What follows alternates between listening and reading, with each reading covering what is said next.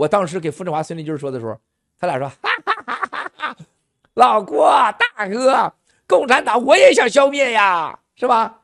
啊，在哪儿呢？这不都是谋财的工具吗？发财的工具吗？我操，他就敢这么说在电话上，啊，他也不相信共产党。他说你要能灭共产党，你灭了呗。他认为这就是我赚钱的地方。哇塞，我也很傻眼的，兄弟姐妹们，就这么高官了，就敢这么说在电话上，你灭了共产党呗。”他说：“你觉得谁在乎共产党？没人在乎共产党，我们只在乎我们现在手里边的权利。啊，所以说这俩王八蛋啊，每个被判之前的公审当中都说到，完全失去了所谓的政治原则，完全失去了4个自信，是吧？